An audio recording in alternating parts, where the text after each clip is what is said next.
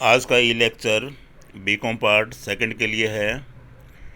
देखिए, कोस्टिंग में मैंने पहले वाले ई लेक्चर में पहले आपको बताया था कि कोस्ट तीन प्रकार की होती है, फिक्स्ड, वेरिएबल और सेमी वेरिएबल।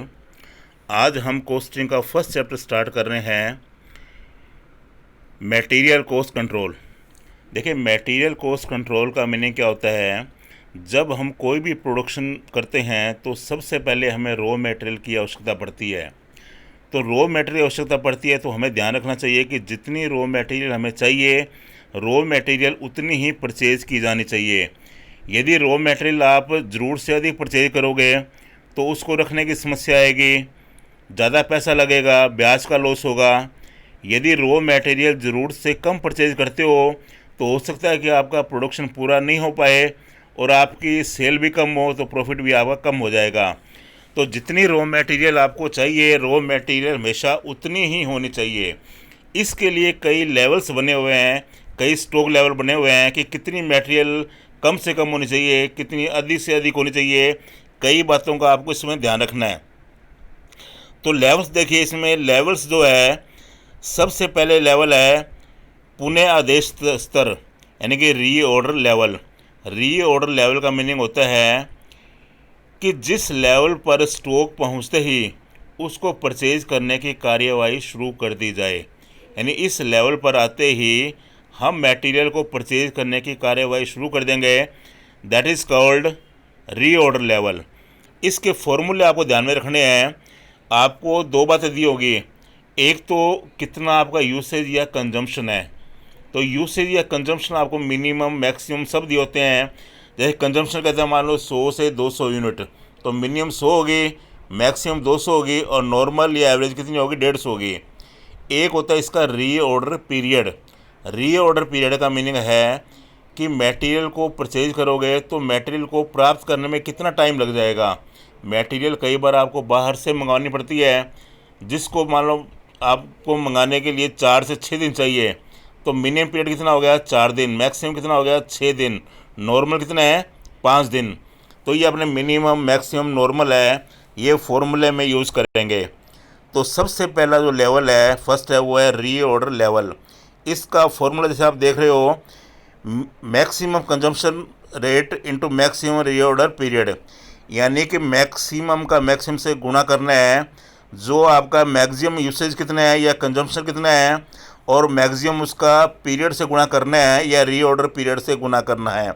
जैसे एग्जांपल दे रखा है कि आपका जो यूसेज है वो है 40 से 50 यूनिट का, और इसको मटेरियल को प्राप्त करने में टाइम लगता है 4 से लेकर 8 दिन। तो मैक्सिमम का मैक्सिमम से गुणा करना है, तो 50 का गुणा करेंगे अपने 8 से, तो ये आ गया 400 यूनिट। यानी आपका जब स्टॉक 400 यूनिट रहता है तो उसी दिन से इसको परचेज करने की कार्यवाही आप शुरू कर दोगे।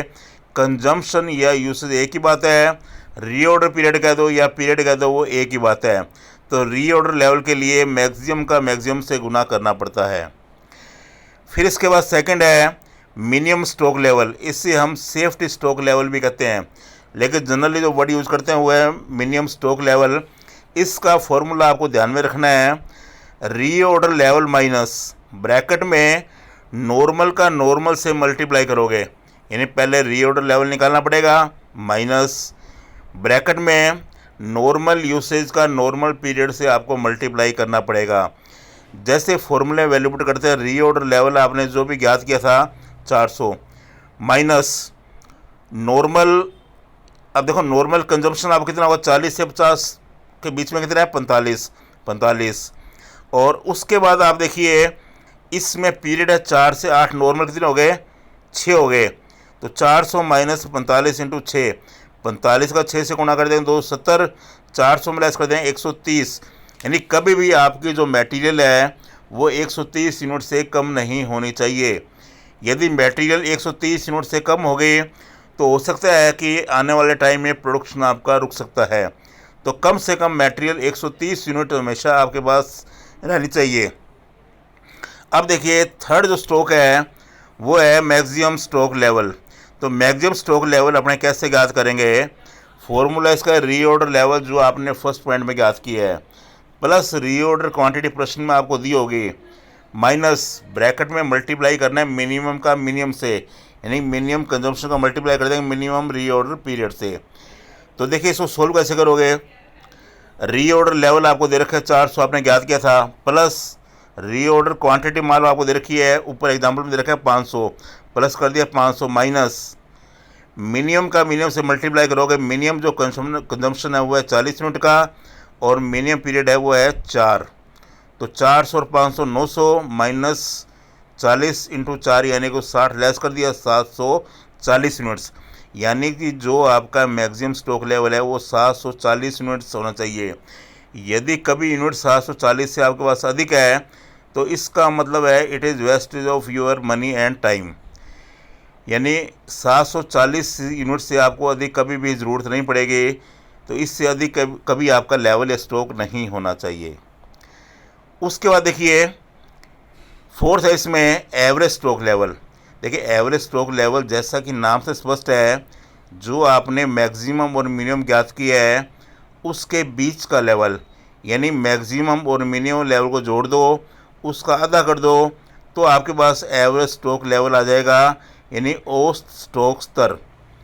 आपने मैक्सिमम और मिनिमम आपके जो थे वो थे 130 और 740, दोनों को जोड़ उसका आधा कर दोगे 435 यूनिट्स, यानी कि आपका जो एवरेज स्टॉक लेवल है वो है 435 यूनिट्स। तो कुल मिलाकर आपको ये 4 स्टॉक ध्यान में रखने हैं। 4 स्टॉक में देखिए मैंने जैसा कि आपको बताया है कि पहला रीऑर्डर लेवल में मैक्सिमम का मैक्सिमम से मल्टीप्लाई करेंगे। सेकंड है minimum stock level, reorder level जो आपने फर्स्ट पॉइंट में ज्ञात किया माइनस ब्रैकेट में नॉर्मल का नॉर्मल से मल्टीप्लाई करेंगे। थर्ड मैंने बताया आपको maximum stock level, reorder level आपने फर्स्ट पॉइंट पे ज्ञात किया है, प्लस रीऑर्डर क्वांटिटी प्रश्न में आपको दी होगी, माइनस कर देंगे ब्रैकेट में मिनिमम का मिनिमम से मल्टीप्लाई करना है, यानी कि मिनिमम यूसेज का मिनिमम पीरियड से मल्टीप्लाई करके लेस कर दोगे। और उसके बाद जो आपका चौथा लेवल मैंने बताया वो था एवरेज स्टॉक लेवल। तो एवरेज स्टॉक लेवल जैसा कि आपको पता है मिनिमम और मैक्सिमम दोनों को जोड़कर उसका आधा कर दोगे तो you will find out average stock level. Thank you.